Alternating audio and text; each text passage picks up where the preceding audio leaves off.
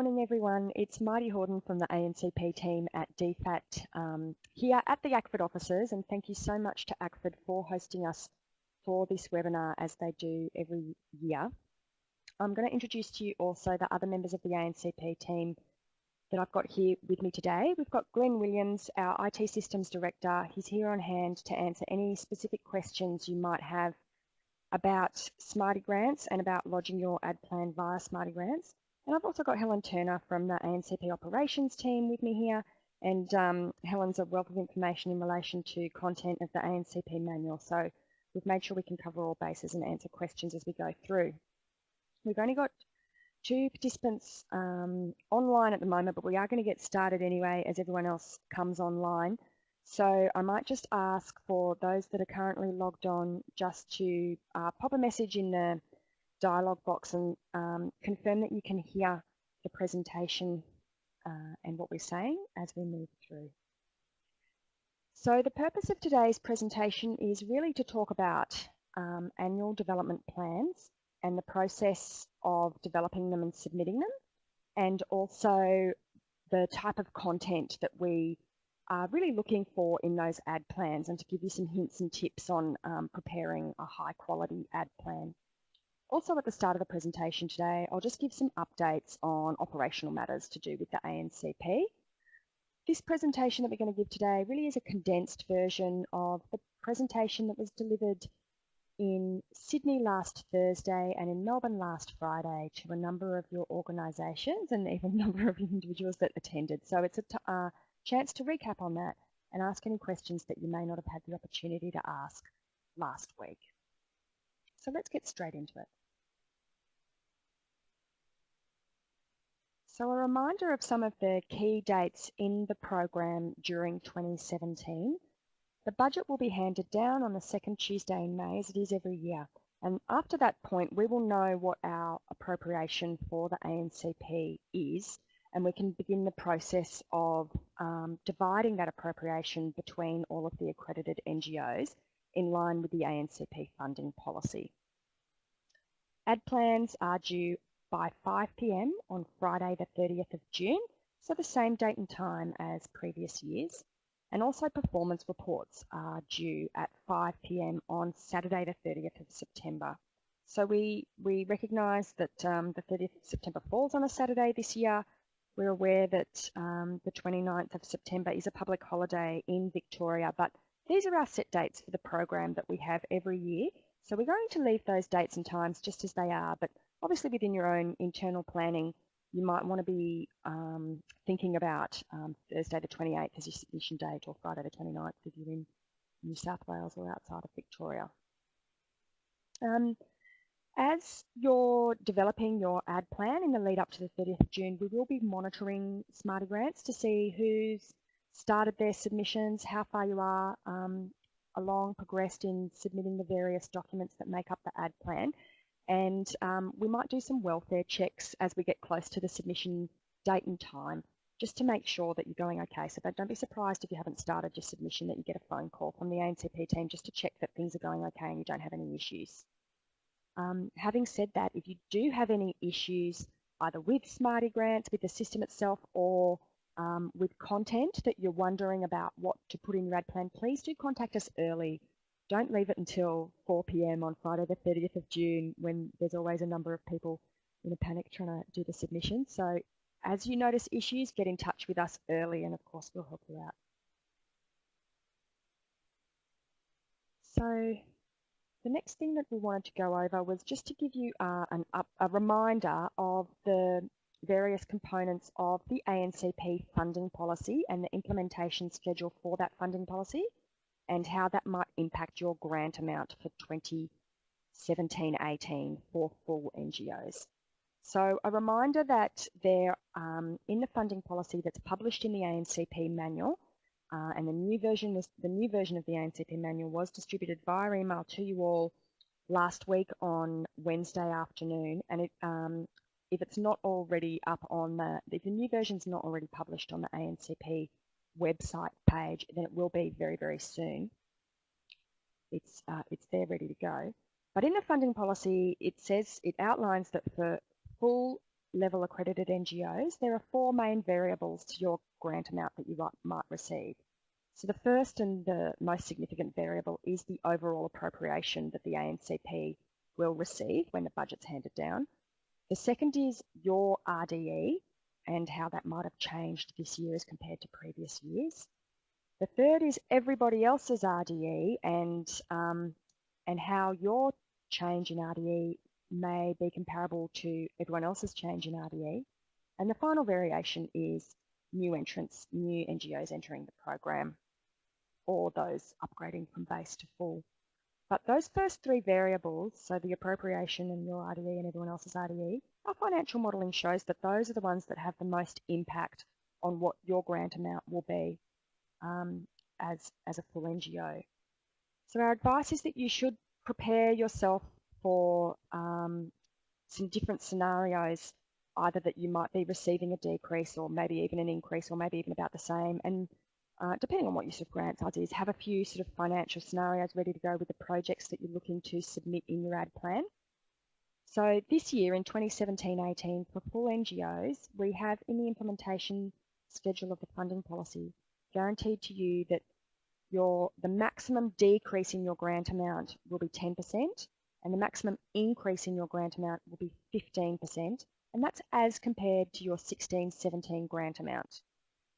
Moving forward in future years, so next financial year in 2018-19, there would be a maximum 15% decrease and a maximum 20% increase. And in 2019-20, there'll be a maximum 20% decrease and a maximum 25% increase. And after 2019-20, that maximum 20% decrease and maximum 25% increase will become the annual norm. So we've effectively guaranteed that from year to year, you will receive 80% of your funding as compared to the previous year. We often get asked if these percentages are cumulative, and they're not. It's as compared to the previous financial year, your grant amount in the previous financial year. So once the budget has been handed down on the 9th of May, we will have to apply the formulas that we have to distribute the funding between the full NGOs. So it'll take us a little bit of time to do that maths, and then we will require some internal approvals at the senior executive level. And as soon as we have those approvals for those grant amounts, we'll be in touch. For full level NGOs, we'll be in touch via phone. I expect it'll be in the week beginning the 15th of May. We'll be in touch via phone, and we'll also at that point soon after be able to send emails out with those grant agreements with the grant amounts included in them. So next, moving on to ADPLANs a little bit more specifically, we did want to cover today the process that we go through at DFAT to assess your ADPLANs after you've submitted them on the 30th of June. We definitely, it's not a mystery. We don't want it to be a mystery for all of our accredited NGOs as to what we do with your information after you've submitted it to us. So you all submit your ADPLANs by 5 p.m. on the 30th of June. And in the days after that, the ANCP team runs sort of an initial assessment report over those ADPLAN submissions. And here we really just check the nuts and bolts of your application. We check that the figures, that the dollar figures add up. We check that you've submitted all the forms correctly. And we just check that there's no incorrect fields that have been filled out, that very sort of basic check. Following that, we may ask you to make some quick amendments if we need to. For example, if you've incorrectly entered your grant agreement amount, the grant amount, your funding amount. But if no amendments are required at that point, we'll then move straight into sending all of the new projects, all of the projects in high-risk areas or high-risk sectors, or any project that is a multi-year project but has been significantly amended or varied as compared to 16-17, we'll run reports of all those projects and we'll send them out to our colleagues in the relevant Australian High Commissions and embassies overseas, and also to some of our sector-specific teams within the department, for example, the health team. And we'll ask those posts or those desks to review your ADPLAN and specifically have a look if there's any areas of risk or concern, or if they've got any useful advice or connections that might be relevant to the context of your project that they can share with you. At the same time, the ANCP team will also be reviewing those projects in detail and having a look at the overall adherence to general policies and good practice. We'll consolidate that feedback both from POST and the ANCP team and provide a consolidated report to your organisation. And at that time, we might request that you make amendments or provide additional information on some of your projects. Following the completion of any of those amendments, we're then able to provide final approval of your ADPLAN. So under the ANCP grant agreement, DFAT is required to either accept or otherwise any report that you provide to us within 30 days. So our target is to have all of those ADPLAN approvals done by the 30th of July. So we do ask that after you submit your ADPLAN on the 30th of June, that there are ANCP officers that are responsible for the ADPLAN's points of contact that are available in your office that we can speak to and we can work with to have any amendments to the ADPLANs if we need. Otherwise, it is going to be a delay in achieving approval, and it is linked to your tranche payment, your first achieving approval, and it is linked to your tranche payment, your first tranche payment. So it's not until we give that final ADPLAN approval or conditional approval if the vast majority of projects are good to go, it's not until that point that you'll be invited to prepare your first tranche invoice to send to DFAT that we can pay. So obviously if you've got people available in the office, we'll be able to move quickly towards that final approval, and then you'll be able to invoice us. Okay. So next I just wanted to quickly highlight some work that we're doing in the office and some discussion that we have had with a few NGOs over recent years, and that is just clarifying the role of POST, the role of our high commissions and embassies in the ANCP as a program overall. If you've read the revised version of the ANCP manual, you will have noticed that we've included a section in the manual just giving an outline of the role of POST and country programs in the ANCP. So there's sort of three parts that we wanted to highlight to you. So first is an increasing role in the monitoring of ANCP projects. We recognise as an ANCP team that we're only ever going to be able to visit sort of 6 to 8 countries per year and maybe 3 to 5 projects per visit. So we're, as a team within the ANCP, we're only visiting a very small proportion of ANCP projects in any one year. So this year and recently, moving into next year, we have been asking our high commissions and embassies to help us extend that program of ANCP project monitoring, and we're supporting our posts to do that so that they can be doing that monitoring consistent with the ANCP monitoring, evaluation and learning framework. A number of you may have already had some visits from our colleagues at POST, and you know, it's a great opportunity to build your network with colleagues at POST, and also another way for the ANCP NGOs here in Australia to receive some feedback as to how those, you know, some sort of third-party feedback on how those projects are tracking along in country. The next role that we have for posts and country programs is reviewing your ADPLAN projects, as we just talked about, so those new projects, projects in high-risk countries or high-risk sectors, and to provide some context-specific information and input to those project-level plans.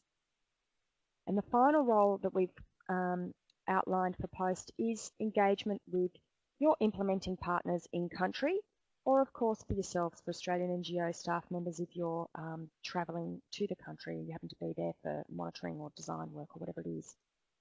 So we've outlined there that we hope that posts might look at holding a roundtable at least once a year in each country to bring NGOs, and it might be just ANCP NGOs, or it might be more broadly NGOs that they're also funding through parts of the bilateral program, bring them together for a roundtable discussion, and also to be available for one-on-one meetings, individual meetings with organisations when they're able to. So our suggestion to you is that if you would like to have individual meetings with our DFAT colleagues at high commissions and embassies is that you have a purpose for when you would like to go for that meeting. So rather than just sort of general introductions, go there with an agenda and have a specific purpose that you can advise in advance and have a, say that you'd like to come in and talk about topics X, Y, and Z. And also to seek appointments as far in advance as you possibly can. So staff at high commissions and embassies are usually very, very time poor. And if you're only asking a day or two in advance for a meeting, it's highly unlikely that they'll be able to accommodate you. So do get in touch early and be specific about what you'd like to talk about.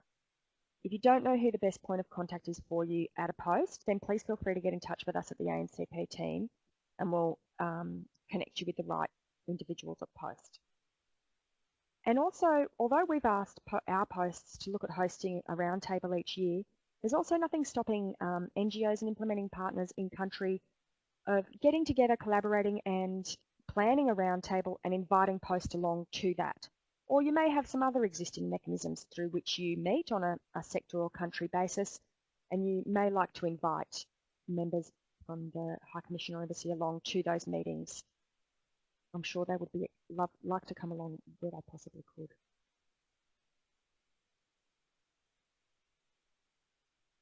So now we're going to move into some more specific information about ADPLANs.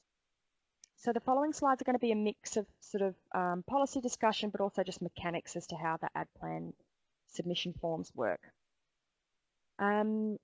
Firstly, with the ADPLAN headers, so you'll recall from previous years that each ADPLAN that you submit consists of sort of a suite of documents.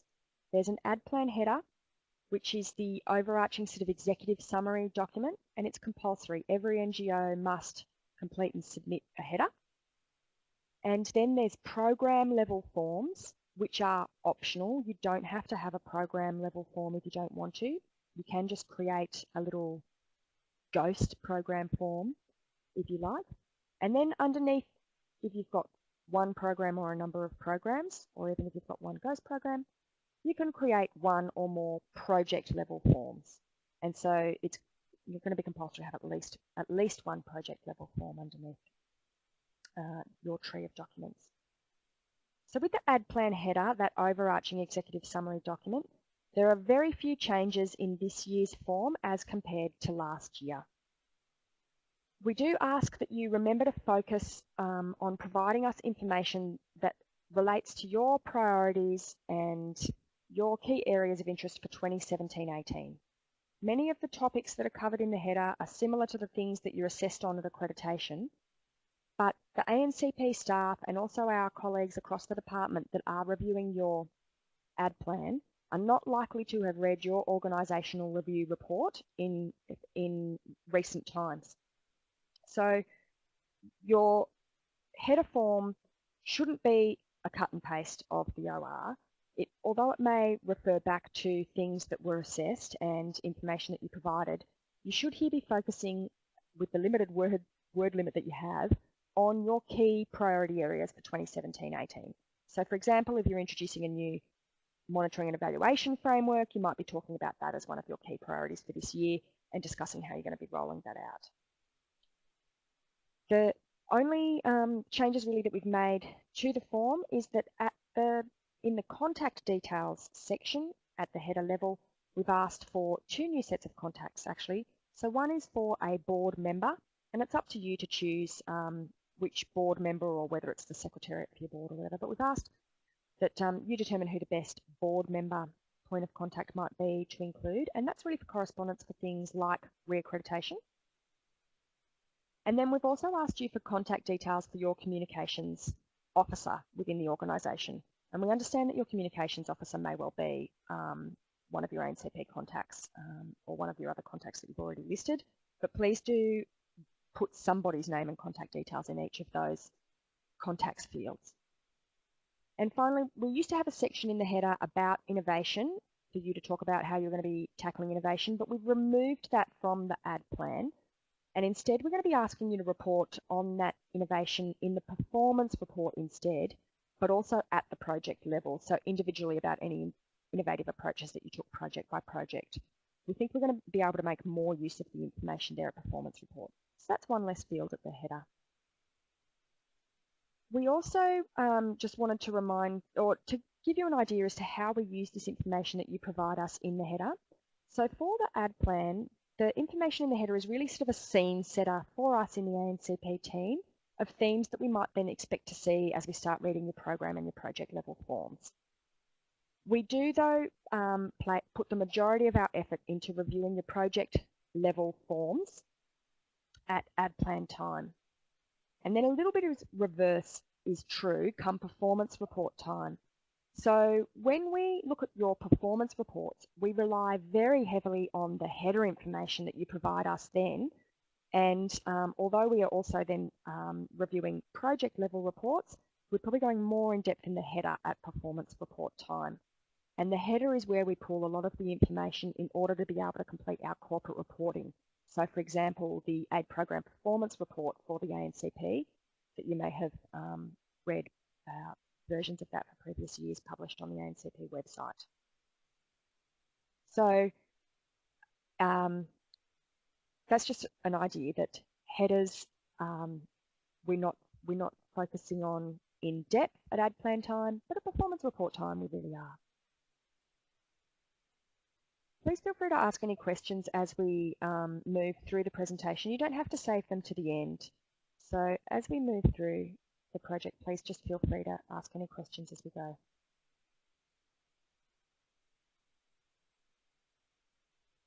So next, a couple of things to think about when you're completing your ADPLANs, and also when you're selecting the projects that you're going to include in your overall portfolio of projects for the ANCP. So first is a reminder that the ANCP is a flexible program, and I guess I wanted to sort of explain today how we define flexible program. And by flexible program, what we really mean is that NGOs have the choice of the countries that they'd like to work in, the sectors they'd like to work in, and which projects they would like to include in their ADPLAN for the year.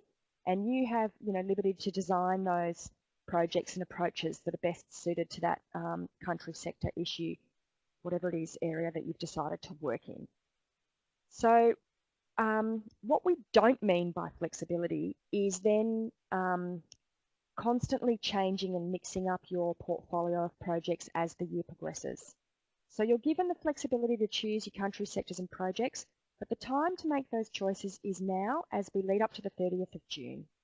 And then once we get to the 30th of June and you've submitted those ADPLANs and they're all approved and they're progressing, of course we very much expect you to be monitoring those projects, evaluating those projects and making changes and adaptations so that those projects are going to be the best quality that they can possibly be for the changing circumstances that of course we're all working in.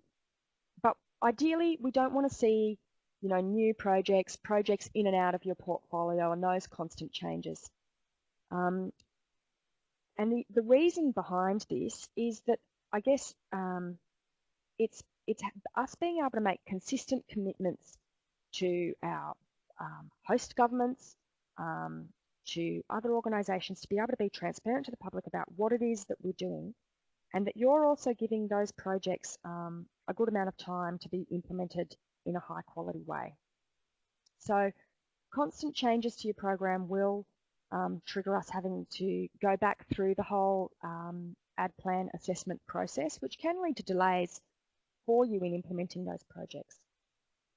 Having said all of that, if you do have major issues that are outside of the control of your organisation, for example, you're programming in a country that then, the security or the delivery environment absolutely degrades to a point where it's no longer practical for you to be able to implement your project, then of course we'll work with you and your organisation to adapt your ADPLAN to make sure that we're still achieving positive development outcomes.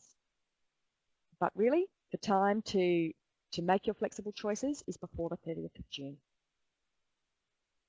With pilots and innovations, one of the pieces of feedback and something we hear from NGOs all the time is that the flexibility of the ANCP and those choices in sector and country and delivery methods really gives NGOs a great scope to be able to include some trial projects, some new innovative approaches, some working in some different sectors, different areas, or even on whole brand new approaches to development projects that maybe you wouldn't otherwise have the flexibility to do in a traditional sort of competitive grants process where you're being asked to address a specific issue. Here, you know, in the ANCP, you can identify the issues that that are affecting the communities that you're already working in, and you can come up with some great approaches to working with that. So it's great, it's fantastic to include pilots and innovative projects in your ANCP portfolio. If you are including a project that you know, you might be branding as a pilot or a trial or an innovative approach, then there are some things that we would love to see in that project level ad plan.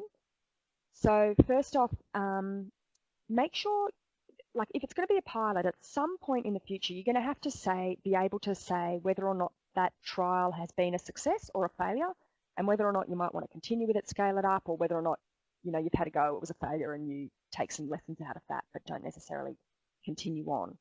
So in your ad plan, try and address at what point of the project you're going to make that assessment, how you're going to make that assessment, and who's going to make that assessment for you.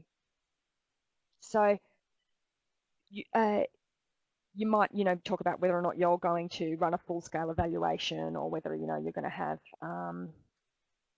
a consultant go in and look at that project for you, or whether or not it's going to be a self-assessment by your implementing partner. But that type of information is what's important to include for us in your project level report. Also, to if you are doing a pilot, and say, for example, it's going to be a one-year project. We often see many ad plans that have been included in portfolios, and it's a one-year project. So organisations feel they should call it a pilot, even though it might be a very standard approach. They feel if it's going to be for 1 year, they'll call it a pilot. And that doesn't necessarily have to be the case. A pilot is you trialing something new, different, something that's different for you, different for your organisation, different for the implementing partner. And then we'll have that element of assessment and evaluation that goes with it. So just because a project goes for 1 year doesn't mean you need to badge it as a pilot. If your project is a multi-year project, but you're just not sure if you want to include it in your ANCP portfolio only for 1 year or multiple years, we still ask just be upfront, just list the project start and finish dates as the dates that you truly anticipate that project is going to be delivered in. Don't include just 1 year because you think you're only going to give it ANCP funding only for 1 year.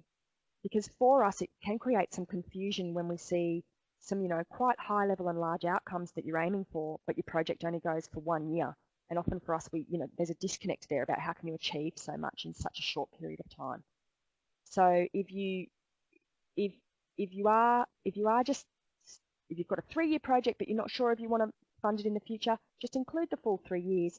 And then that doesn't lock you into having to include that project in your ANCP portfolio next year. You can always take it out of your ANCP portfolio next year, that's fine. But just be honest to us about the timeframes that are likely for the you know, start to finish of that project. And then finally, in talking about pilots and innovations, and I guess your ANCP portfolio across the board, is try and have a little bit of balance in the in your ANCP portfolio. So don't put all of your eggs in one basket. You might not want to have, I don't think you probably want to have a nice mix of projects that you know are tried and tested approaches and that you can achieve some good high quality outcomes from those projects. And then you might have a few innovative or trial projects in there as well. So try and have that little mix.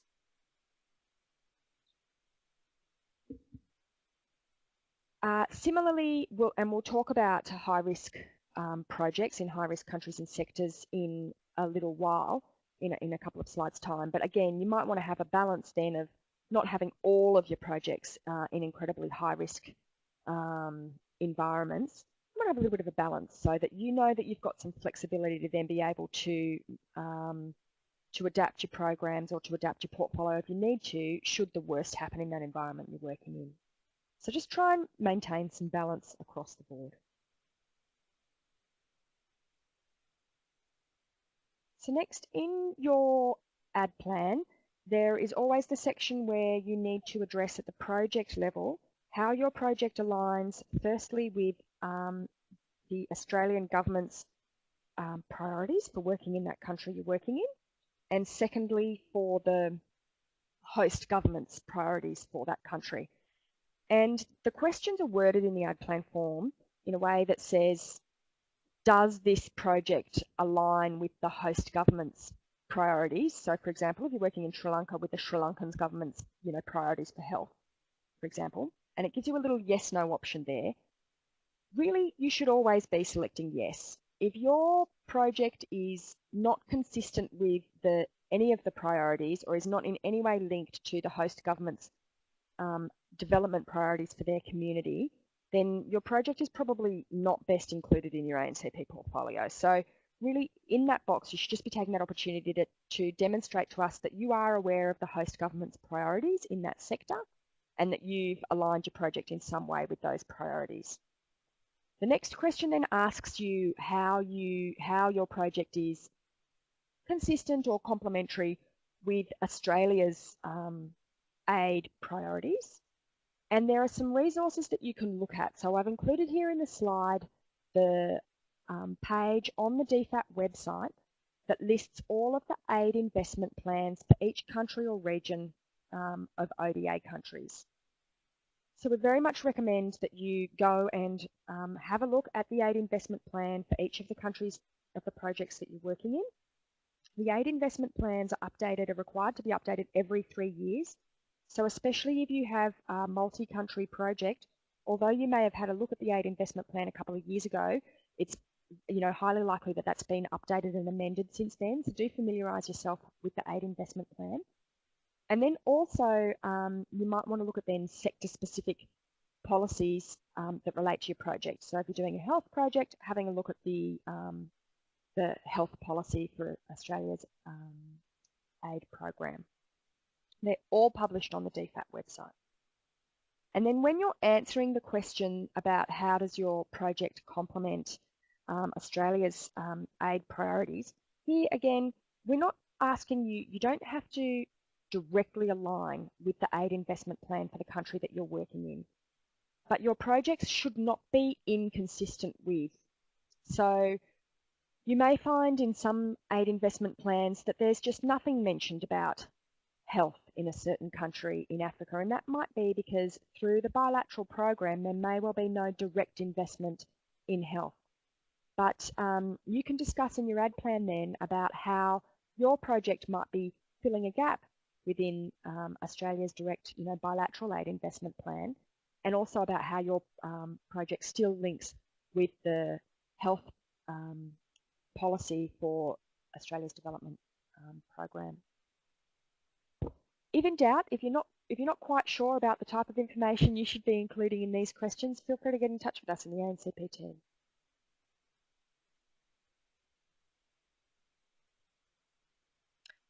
So next I just wanted to talk quickly about project locations, and you'll see that we've clarified the information in the ANCP manual this year. So last year for the first time we included in the list of eligible projects that's listed in the front part of the ANCP manual. For the first time we listed that all ANCP projects must be delivered in an ODA country, and which of course goes without saying. We think that we're not delivering aid or providing aid funding to developed nations that don't need our help. So this year we have further clarified that section in the manual though to say that it's actually really the beneficiaries, your project beneficiaries, that should come from that ODA country. So while it might be that there are some of your project activities that you're actually physically delivering elsewhere, for example, a capacity building project where you bring individuals together in Thailand, for example, to participate in some capacity building, still those participants that you bring along and include in that program should be beneficiaries from an ODA country. So there's also some further clarification in the ANCP manual, because although there are a whole range of countries listed on the DFAT website, that is the list that the Minister for Foreign Affairs has declared to be the list of overseas development assistance countries, that's ODA, overseas development assistance countries, there are some exceptions. So the first being Thailand. We have a bilateral, government-to-government agreement. The Australian government has agreed with the Thai government that we will no longer be providing aid funding into Thailand, and that is also now true of ANCP projects. So you can't deliver projects in Thailand that are for beneficiaries, for Thai beneficiaries. The exception here is work relating to Myanmar beneficiaries and work on the Thai-Myanmar border, or work in Thailand that might be directly benefiting Burmese beneficiaries. So those projects are still okay. For those projects, in the project level ADPLAN form, you should be selecting Thai-Myanmar as the country, or be selecting Myanmar as your country. You can still then, when you do your project locations, you can still drop pins in the map for where you're actually going to be delivering those activities in Thailand. That's fine. You might be doing some work in Chiang Mai with beneficiaries and so forth, but it can't be for Thai beneficiaries in that instance. Similarly, China remains on the list of ODA countries, and it may be fine to do some project activities in China, but only if they relate to a multi-country project that you might be delivering where the beneficiaries are then from countries other than China. So for example, if you were working on a people trafficking project, you might be doing some work with beneficiaries who have been trafficked and they're in China. And so you might have some project locations where you're dropping pins in China, but would be expecting that those beneficiaries are not then Chinese, where you're dropping pins in China, but would be expecting that those beneficiaries are not then Chinese citizens, that they are, might be from elsewhere.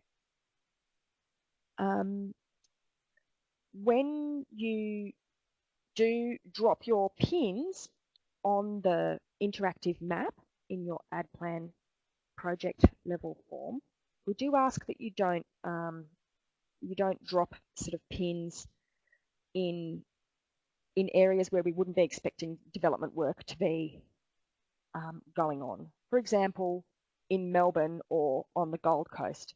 So, it's not the Australian public's expectation that ODA is being delivered here in Australia. So while you might be doing a capacity building project for your implementing partners that has beneficiaries from ODA countries, we probably don't want to see pins dropped in Melbourne. In the case of those capacity building projects, you might, we ask that you just drop pins in the maps and, put in the addresses for the location that those beneficiaries come from. So if they're coming from your office in Yangon to come and participate in training, that you drop the pin on Yangon, because that's where those beneficiaries are located.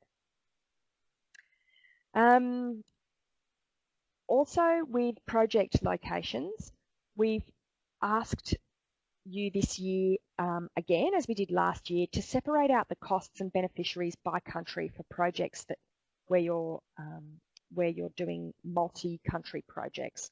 So we ask you to list in the form, and I'll show you a screenshot just on the next slide about which country you're delivering that project in, and then what proportion of your overall project budget is being assigned for that country's use, and how many beneficiaries to come from that project. So that was really successful last year. Thank you all for coming along with us on that change, and we'll be using that again this year. One small change we've got in the form this year is previously we'd still made regional or global unspecified an option to choose from in the form, but we've actually changed that a little bit this year. I'll just show you on the slide now. In the project level form, you're going to come to the section which talks about country details. And what you have is the section at the top with the first question, is this project being implemented in multiple countries? If you select no, as I have in this example here, you'll see that only this single country project information, where you list the country and the primary provinces and districts, That's the only part of the form that will then be active if you select no to that question. So if you have selected no, you can just put the single country that you're working in and list the provinces and districts. And then further on down the bottom of the form, you'll enter your total project funding and your beneficiaries at that stage. If you select yes to that question, is this project being implemented in multiple countries, then you'll see that single country project information will then be greyed out and you won't be able to enter in there anymore. And instead, the multi-country project table will pop up and be active for you to complete.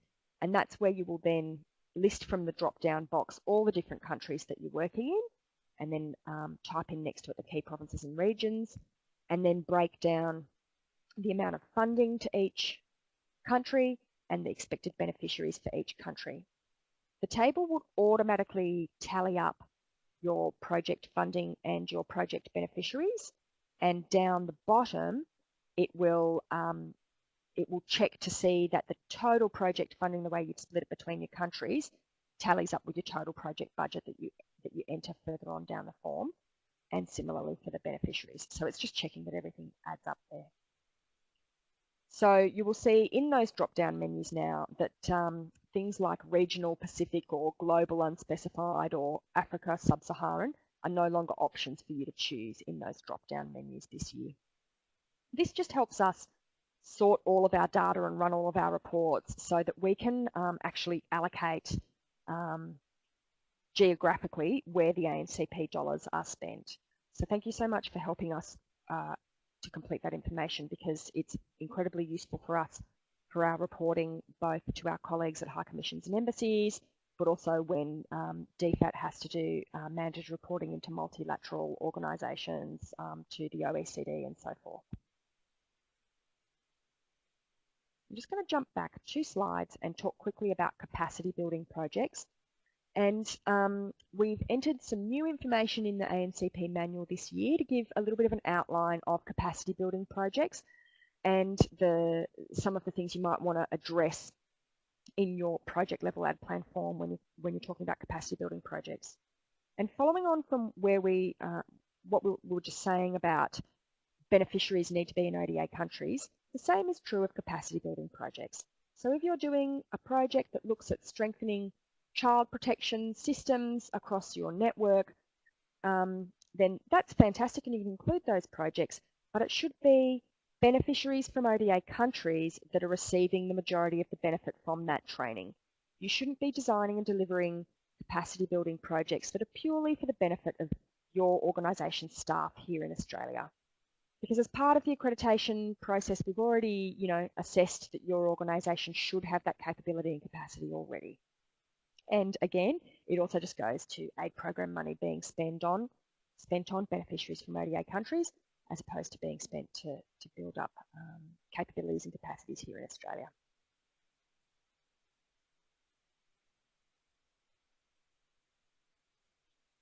So we always get many questions about high risk, about projects in high risk countries.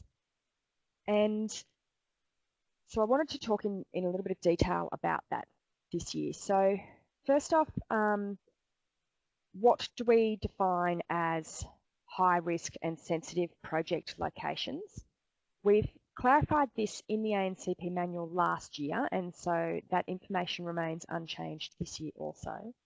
So a high risk country is defined as any country that has either the entire country or a part of that country as a do not travel location. And if you haven't checked Smart Traveller recently to have a look at those classifications or that travel advisory level for that country, if you've got multi-year projects where you haven't checked Smart Traveller recently, then we strongly encourage you to go and have a look at Smart Traveller for each of those countries you're working in, because those advisory levels for the countries do change from time to time, and they may well have changed since last year. You may have had a country that, although it still remains overall as reconsider your need to travel, you might find that one province or state in the past 12 months has been upgraded to a do not travel location. So please do check the Smart Traveller website and have a look at the countries and also the regions within those countries that you want to work in and see if they do not travel. So then sensitive locations, we sort of define as those locations where NGOs are going to face specific challenges in delivering aid programming. So for example, although they're not do not travel, they are sort of complex environments. This would include West Papua in Indonesia, Bougainville, the Palestinian territories, and also Pakistan. So if you are looking at developing a new project in any do not travel country or region, or any of those other 4 countries that I just mentioned, then we do ask that you please get in touch with the ANCP team early and well in advance of the 30th of June to talk through those new projects that you're thinking of including in your ad plan. We will link in with our relevant colleagues at Post and at our geographic desks in Canberra and make sure that we are discussing with you early about any sort of information that we're going to expect to see in that ad plan for those new projects. And also, if we've had some early discussions with our colleagues at Post and Desk, then when they see that ad plan that's delivered to them in early July, they will be familiar with you, familiar with your work, and hopefully it will speed up that process we have of moving through to approval of the projects. There's also a new section in the ad plan level form this year, where if you're working in one of those do not travel countries or regions or a sensitive location, there's a new box in the new question in the ad plan form, and it's down the bottom half of this slide here, where we say to you, is this project being implemented in a high risk or sensitive location? If you choose yes, the little question box down the bottom will then be opened up for you, and we're asking you there to outline how you will monitor that project. So for example, who's going to do the monitoring? What monitoring technique will you be using? Will you be employing for that project? And when and how often are you going to monitor during the course of the 17-18 ad plan period? So this information is something both that the ANCP team are very interested in, but also our colleagues at Posts. And in particular, they're interested to know whether Australian citizens or permanent residents are going to be travelling in to do that monitoring, and then, you know, what kind of precautions and protocols you might have around those Australian citizens and permanent residents, whether they be your staff or whether they be contracted by your organisation to do that work. We would also expect that for these high risk and sensitive locations that you have some really sound risk management practices in place for those projects. So God forbid the worst happens for those projects, you know, really more for your benefit than ours. It's going to be imperative that you have good sound risk management practices that you've documented and that you're able to, you know, demonstrate both internally, to, you know, to your own board and your own stakeholders, but also to DFAT, that you had taken all reasonable precautions in relation to those high-risk projects. So in relation to risk management, just wanted to provide a few comments on what good risk management within your project might look like. And really, with the risk management that you're completing, so there is obviously the summary of risk management that you provide to us in the ad plan project level form, but that really just is a summary. We would expect that for most projects, you would probably have some sort of risk management documentation and processes and practices that sit behind that summary that you've provided us in your ad plan level form. The word count in that section of the ad plan is really quite short. So, you know, that's just a place for you to provide us a snapshot to demonstrate that you've thought about the range of different impacts that could affect the likelihood of your project achieving quality outcomes. So we do ask that your risk management practices should be specific to the project that you're delivering. So while you might have some common risks that exist across all of your different ANCP projects, we definitely would not expect to see a cut and paste of the same information repeated in every single project form that you submit to us. You should be, having a look, examining, talking with your local implementing partners, having a look at the context of that project that you're delivering in that country, and putting some sort of specific risk identification and treatments in place for that project. And when we talk about risks that you're thinking about identifying, it's any sort of risk that may be involved in your project achieving the outcomes that you've stated for that project. So these might be time-related risks, cost-related risks, schedule, quality risks, and yes, they might also be safety, security, fraud, child protection, all of those other risks as well. So anything that's going to prevent your project from achieving the outcomes that you've got in mind for that project, they're the type of things you're going to want to be thinking about in your risk management approach. If you're not that familiar with good risk management planning practice, then I can really strongly recommend that you read the International Standard for Risk Management. It was developed here in Australia in 2009, and I've listed here on the slide the number of that international standard. It's ISO 31000, 2009.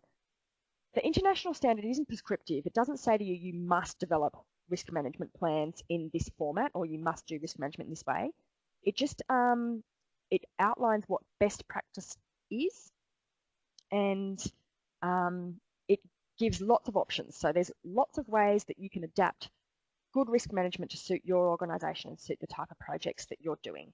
So if risk management is something you're not familiar with, have a read of the international standard. And then, of course, the other thing with risk management is they're living documents. Risk management plans are living documents, and risk management practice should be a live, living thing. So you should be constantly monitoring your projects and adapting them, monitoring your risk management plans and adapting your risk management plans, and constantly be having a look within your project to see if there's anything that's going to stop you from achieving your goals, and then adapting what you're doing in line with that to make sure you achieve the best outcomes, safely and securely and without doing any harm as you go along. So along those lines, we have also just made a small amendment in the ADPLAN project form. In previous years, we've just had one box with 300 words where you've just had to outline the key risks for that project and any treatments. But this year, we sort of just, well, to be honest, we're forcing you to include treatments as well as identifying risks. So this part of the form in Smarty Grants now includes 2 columns. So you list the risk that you have identified and maybe sort of the consequence and likelihood of that risk occurring here on the left-hand side. And then in the right-hand side column, you can then list the treatments, the mitigations, the activities, the things you're going to put in place to prevent that risk from occurring. So you can, list as many things as are appropriate in that treatment box next to it. And then it's a Smarty Grants table. It's the same as all the other tables that you're going to see in Smarty Grants. You can use the little plus and minus buttons that you see on the right-hand side of the screen there to either add in more rows, or if you've created a row that you no longer want, you can use the minus button to delete that row that you've created. Alternatively, down the bottom of the table, you'll see the little button that says Add More, and you can click on the Add More button and it'll add a new row at the bottom of the table for you. So you can add as many lines to that risk table as are relevant for your ANCP project. But please do remember that here we're looking for a summary. So you may well have a risk register for your project that's listed 48 different risks that have a range of treatments. We're just going to want to see a summary of that. We won't want to see, a full cut and paste of your entire risk register necessarily. Put the big ticket items summarized up for us here.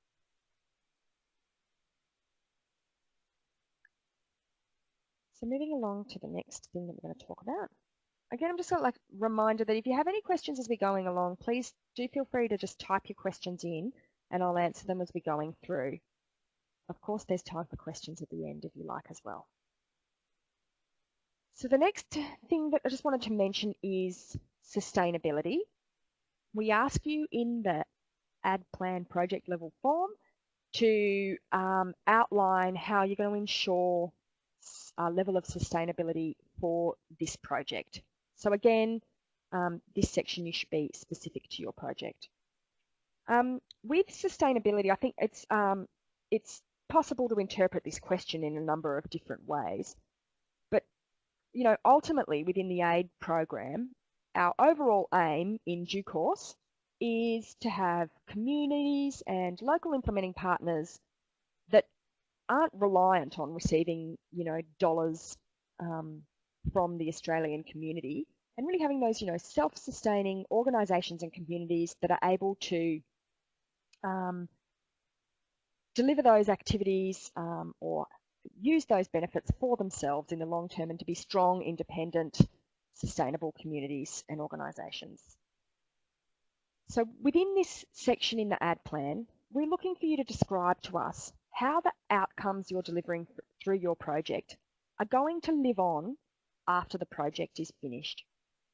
And the best way to be thinking about this is when you're designing your project, to be right up front in thinking about what you're going to be doing at the end of the project and after you've delivered all of your positive outcomes for the community, to be thinking right at the beginning of the project what you're going to need to put in place to make sure that your beneficiaries can use those outputs, can use those outcomes, can continue to use that after the funding from Australia has ceased.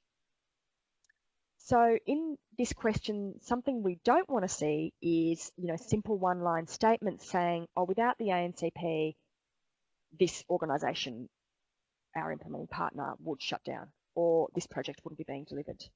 Instead, we're asking you to talk about how, if you're providing training to the community or a few key members of the community, how they're going to be able to utilise that training, any aftercare that those people who receive training might be able to receive, how you're going to check to make, how you're going to build into your overall program how that training is able to be utilised, is useful and relevant to those communities, so it will get utilised.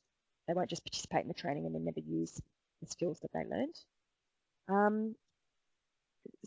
Or similarly, if your project might be building some sort of an asset, for example, if you've got a wash project and you're building water points, you're going to want to be discussing in your ADPLAN who is going to own that asset at the end of, who's going to own that water point, how is it going to be managed, does that owner of that asset have the skills and the resources to be able to maintain that asset or maintain the systems and processes that you've put in place after your project is complete.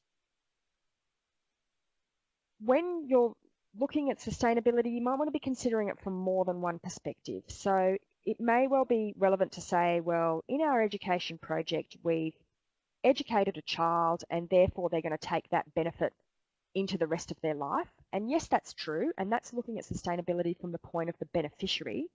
But there are other elements within your project too that you're going to need to consider the sustainability for. So, for example, if you're working with a new implementing partner to deliver that education project, how are you building the capability and the capacity of that implementing partner so that they might be able to submit grant proposals to other organisations, or they might have some other sort of income streams? They're no longer reliant on aid funding from any donor. You might want to consider, if you're constructing assets and developing them, who's going to look after and maintain those assets and how they're going to be resourced, like how will you staff that hospital and where will they get the money for the drugs and equipment that they need.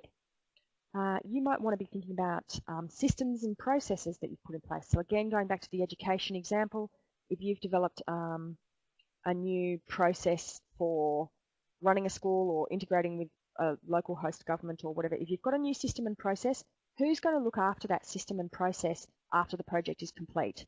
Or will that process and system just fall in a heap in the absence of your funding from your organisation? And finally, if you've got some information, if you've done if you've gathered some great data, or if you've done a trial project and you've got some lessons that you've learned from that project, how is that information going to live on after your project is complete? If you're submitting an ADPLAN which is in its final year of delivery in 2017-18, then we'd ask that you really think about sustainability and address it in detail in your ADPLAN, because if this is the final year of the project, we're going to want to know what's going to happen from all of the things that you've achieved over the past however many years of delivering this project, what's going to happen now, and what specific activities are you doing this year? You know, what capacity building or record keeping or lessons sharing or agreements with host governments, what are you doing now to make sure that the outcomes that you've achieved live on after this final year of your project? So that kind of segues a little bit nicely into outcomes and outputs. And this year in the project level form in your ADPLAN, we've changed some of the front part of the form a little bit just to have some different questions. So in previous years, we've asked you for the project description, and you've described what it is your project's actually doing. And then we used to ask for project objectives, where you could list your outcomes or objectives, whatever you like to say, for your project. And we also sort of specifically asked at that point that what specific activities you're going to be delivering. You know, what are you using the grant money and your contribution to actually do on the ground this year? So I think it caused a little bit of confusion. So we've just split that objectives question into two parts this year. So now in the form, we're asking you to, I don't have a copy of the form there, of course, I haven't included that slide, but we've just broken that question down into two parts. So you give us a project description, and then we've given you a few words to talk about the project outcomes, and then a few words to talk about the actual outputs. So when you fill out that outcomes box, here you might be talking about over the life of your project. So if it's a 3-year project, over the next 3 years, what is the change that you actually want to affect in your beneficiaries' lives and in your community's lives and in that organisation that you're working with capability or capacity? What is the actual change that you want to make over the life of your project? And then in the outputs section, that's where you can list for us in 2017-18 specifically, what are the outputs? So what are the activities, what are the deliverables that you are actually going to deliver in 2017-18 that are going to cumulatively help you achieve those outcomes? So, you know, how many toilets are you going to build? How many water points are you going to build for that project? And how many community sanitation sessions might you run? So using that wash example, if you're talking about outcomes and outputs, might you run? So using that wash example, if you're talking about outcomes and outputs, at the outputs is where you say you're going to build 10 toilets and 10 hand washing statements and run 10 hygiene sessions. That is not the outcome. The outcome that you're going to be listing is that you're going to be achieving better health outcomes for that community, fewer instances of waterborne disease, you know, reduced rates of infant mortality or whatever it is in those communities due to waterborne disease or whatever it is. That's the change you want to make in people's lives. And then the number of toilets and so forth, you can list in the outputs section.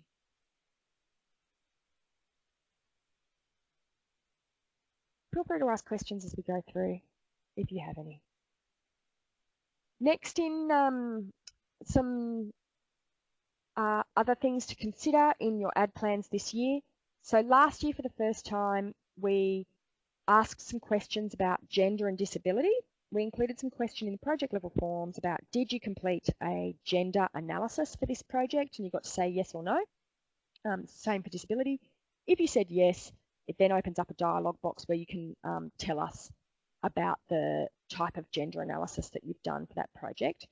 So those questions still remain in there this year, but you will see when you open up the ADPLAN form that we've given you a much bigger definition of what constitutes a gender analysis, so please do read that.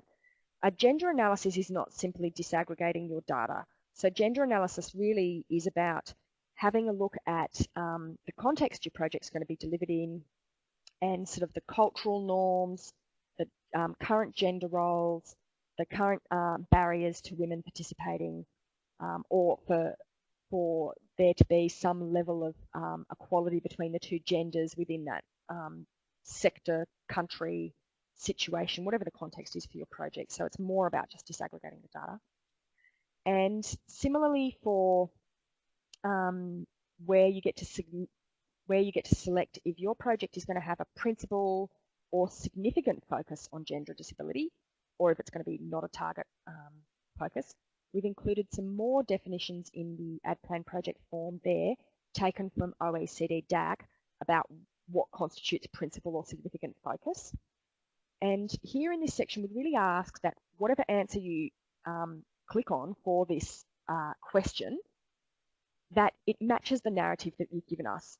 So if you're going to click that there's a principal gender or disability focus for your project, then we would expect to see in your project description and in your outcomes and in your outputs that you are talking about the gender components of your project. So whatever you select should match your narrative. Next, we've got a new question around the beneficiaries in the ADPLAN project form again. So after you go through and click list, the beneficiary numbers and break them down by gender and by disability disaggregation, we've then got this new question that you can see here, where we've asked you to outline how beneficiary data, including disaggregation, will be approached for this project, including how this will be managed in projects with multiple implementing partners.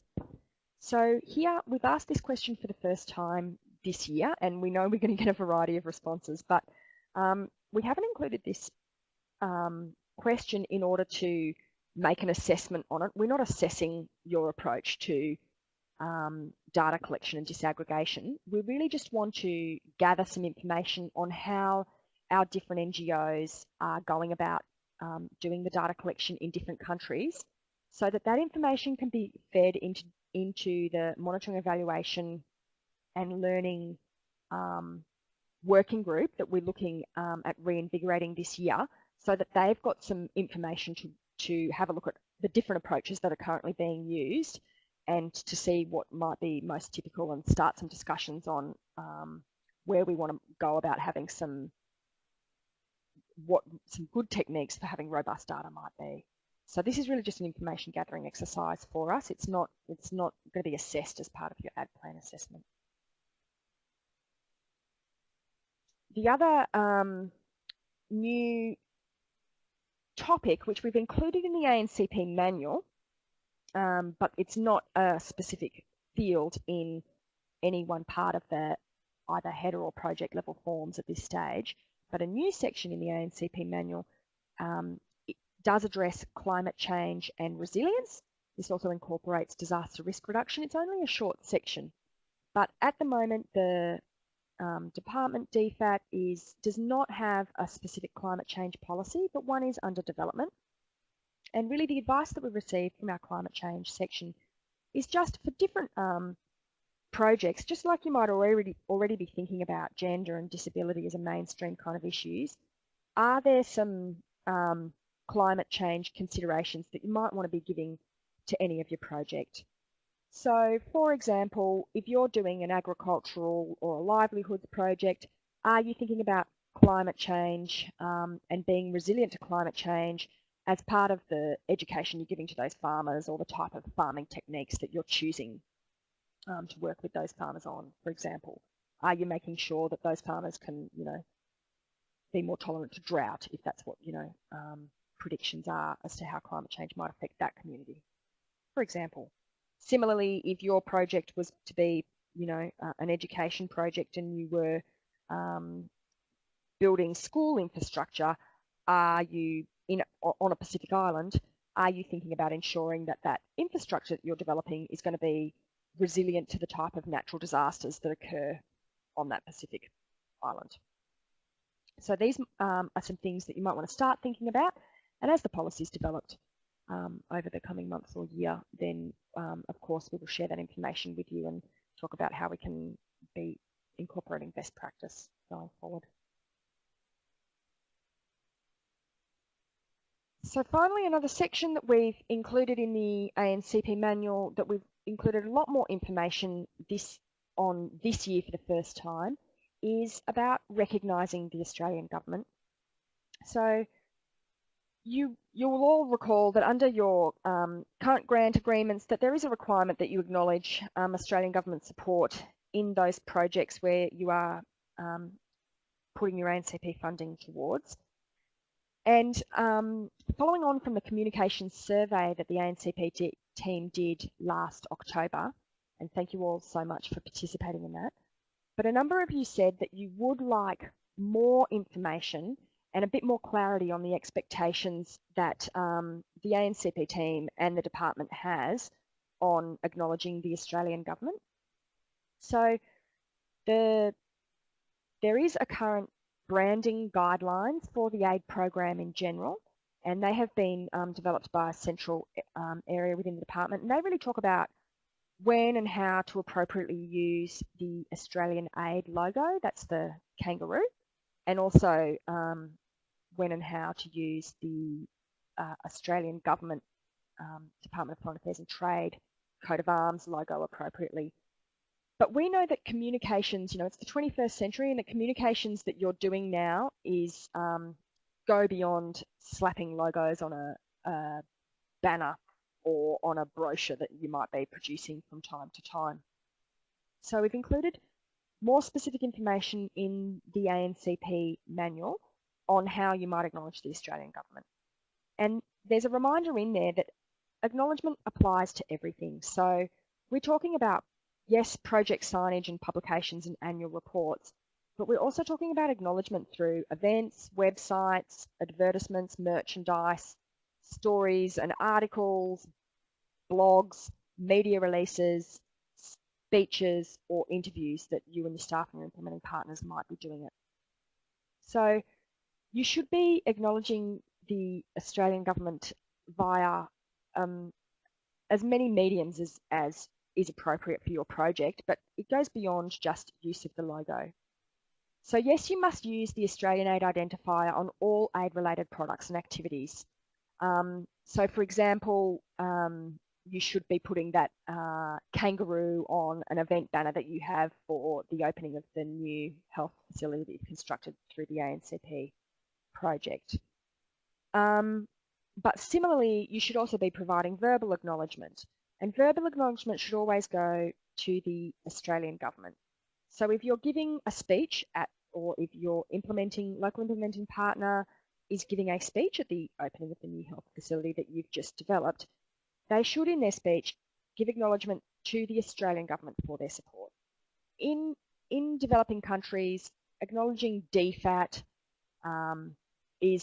doesn't mean anything to anyone, whether it's DFAT or the Department of Foreign Affairs and Trade. That doesn't mean much to beneficiaries on the ground, but acknowledging the Australian government will, be clearer for those beneficiaries to understand.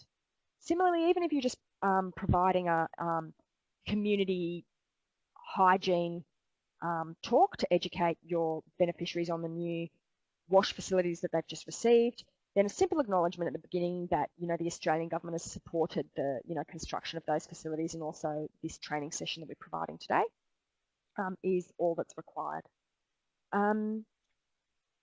And we've also included in the manual a whole section on digital media. So when you're using social media like Facebook, Twitter, Instagram, we've given some examples as to how you might like to badge that using either hashtag ANCP or hashtag Australian Aid, or you might also like to include in the handles for @DFAT or @Oz Humanitarian, so that there can be acknowledgement that those projects that you're talking about on those channels have been supported by your ANCP funding. Also too, by using the hashtag ANCP or by including the handle @Oz Humanitarian, it allows us to monitor the use of those. And when we see that you're putting out great social media stories, tweets or Facebook or whatever, we can then also share those through DFAT social media networks, and hopefully send those out to our networks and increase the reach of the messages that increase the reach of the messages that we're both collectively trying to send, and just reach more people to hear about the great work that you're all doing. Similarly, many of the high commissions and embassies have very active social media presence. Many ambassadors and high commissioners have social media accounts with huge followings, tens of thousands of people in their host countries, including people within host governments and so forth that might be at a high level. And by sharing your social media activities, your local implementing partners sharing those social media activities with our colleagues at high commissions and embassies, that can have great benefit for you guys in terms of extending the reach of your public communications. So we know that there are some more requirements and suggestions and ways of doing things that are set out in the manual, but we really think it goes towards overall transparency for Australia's aid program and being upfront with both beneficiaries and also Australian taxpayers as to where that funding that is going and how it's being used. Similarly with transparency, a reminder that the project level information that you provide us in your ad plans, a high level summary of that, again, will be taken this year and published to the ANCP page on the DFAT website. So please do bear that in mind when you're including information in your ad plan, is that it has to be suitable for publication. So I've got a question here from Kayleen. Thanks, Kayleen. As to how recognising the Australian government will work when ANCP funding may only be one source of several funders in a consortium. So we absolutely recognise that many of the projects that you're delivering are going to have multiple donors to it. So of course, you know, a vast majority of projects have your organisation's funding to it, but you might have DFAT funding or USAID funding or, you know, World Bank funding or whatever it is for your project as well. And we would just expect that that our acknowledgement, that the acknowledgement of the Australian government is commensurate with the funding that the ANCP is contributing to that project. So we get, if we're only contributing $100,000 into a $2 million project, that our logo, the Australian Aid logo, might not be the biggest logo on the banner, or what we might not be the first donor that you thank in the speech or in the list that you're putting in your media release or whatever, but we would expect to see that we were in there, and you know, we understand that there's a pecking order within these things and that we're going to fall within that.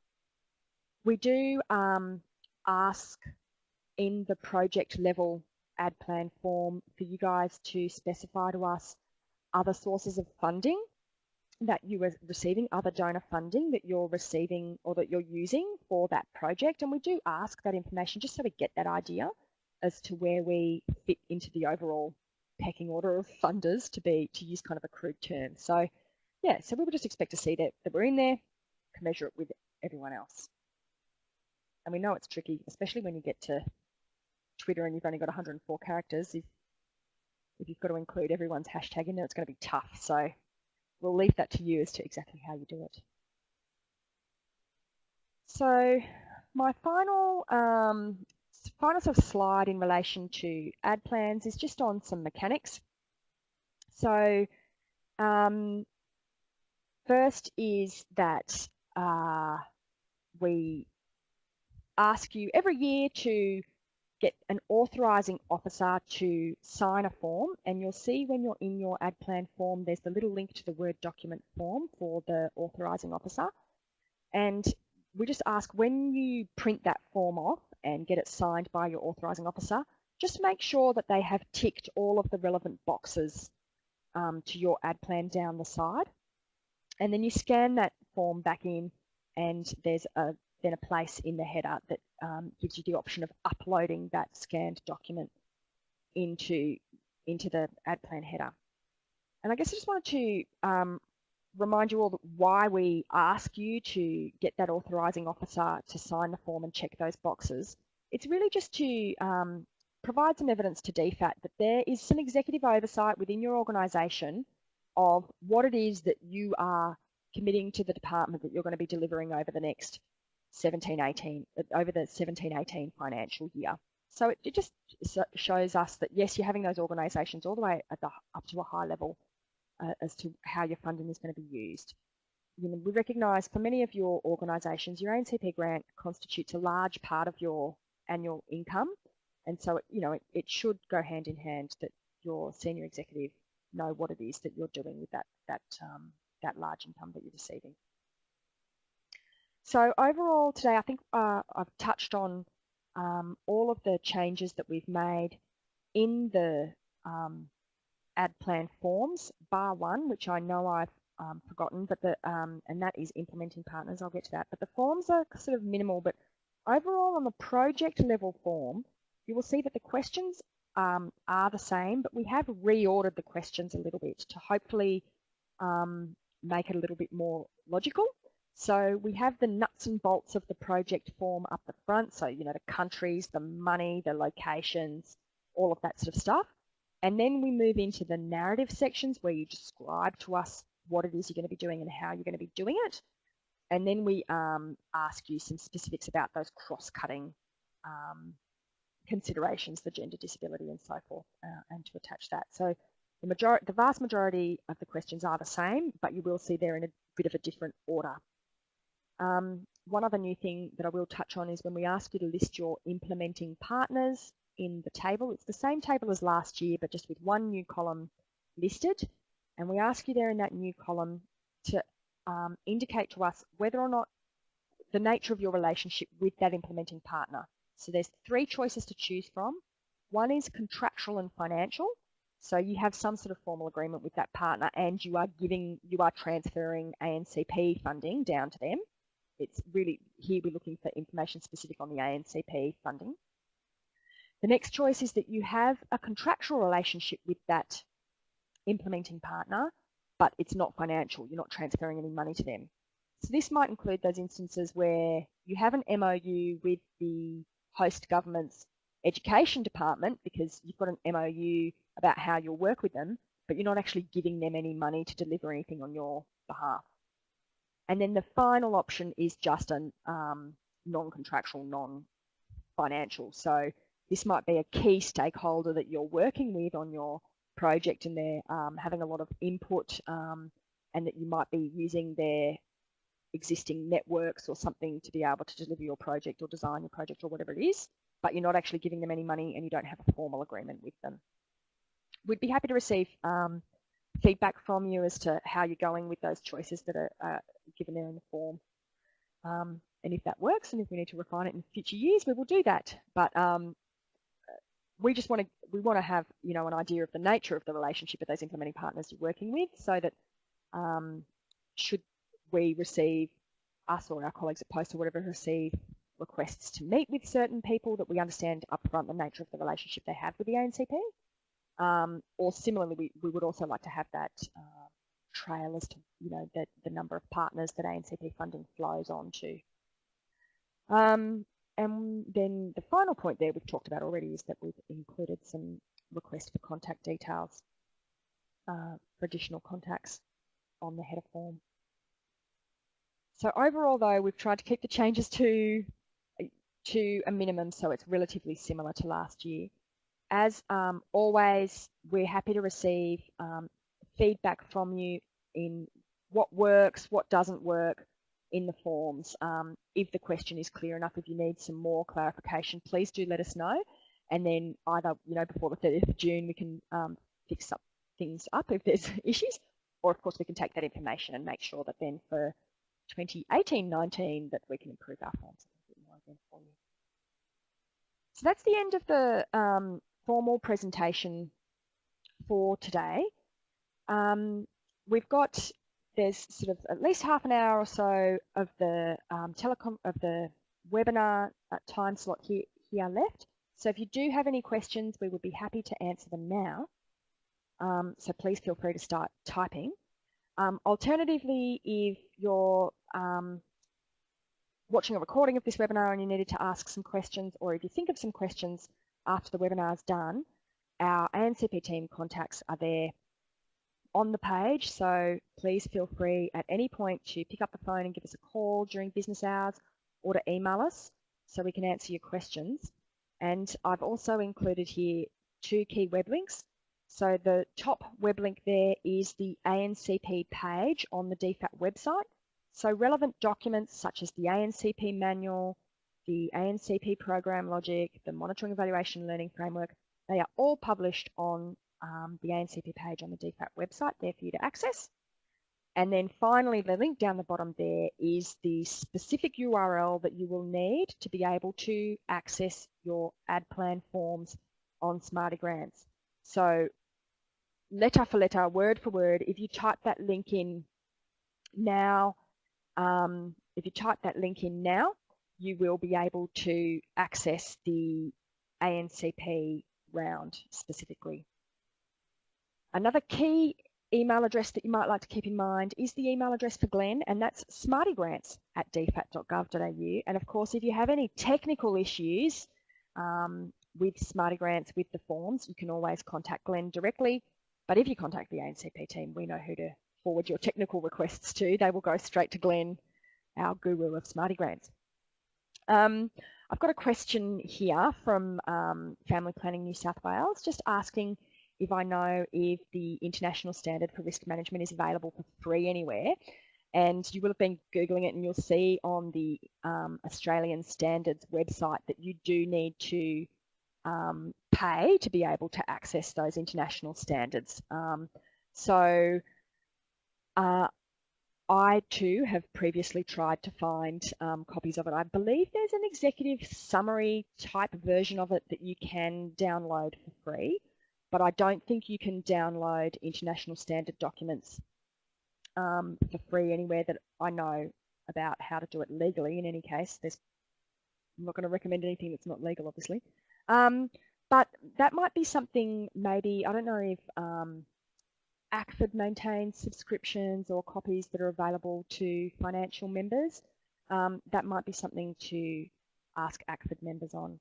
I can really recommend though, if your organisation does have $200, it's one of those key international standards that you will use over and over again, and that it may well be worth the investment. So we still have some time available.